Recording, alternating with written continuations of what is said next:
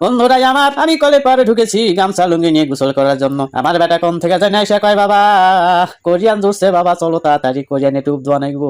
আমি বললাম কে বাবা, আমি কলে ডুব দি। কয় না, কোরিয়ানে গেলে আমার লাভ আছে। বললাম কি লাভ? কয় কোরিয়ানে গেলে আমিও ডুব দিতে পারবো। বললাম এই তো তোমার সমস্যা, তোমার কয়দিন পর পরে ঠান্ডা নাগে জ্বর আইসে। তোমার মা যদি শোনে আমি তোমারে কোরিয়ানে ডুব দোয়াইছি, তাহলে আমারেও ফারবো আর তোমারে গুতাইবো। বেটাকে এত করে বুঝাইলাম কোরিয়ানে যাওয়া যাবে না। বেটা কয় না গেলে আমি একলাই গেলাম, তুমি বাইর থাকা, এই ভুট্টা খেতে এল দিয়া যাবো। আমি কইলাম বাবা ভুট্টা খেতে এল দিয়া তো যাইবা, শিয়ালে তোমার যে খাইয়া হালাইবো তখন কি হবো? কয় শিয়ালে না খাই আমারে, তাও আমি কোরিয়ান পার যাইয়া ডেনের ভিতরে নামে ডুব দিমু। আচ্ছা তোমার তো অনেক না, চলো আমিও যাই সাথে। ডেনের বাড়ি দেখা আমার বেটা সেই খুশি, খুশিতে খালি লাভ পাইতেছে। আমি কইলাম অত লাভ হয় না বাবা, অল্প কিছুক্ষণ ডুব দিয়া চলো তাড়াতাড়ি যাই বাড়ির দিকে, না হলে আবার কিন্তু সমস্যা আছে।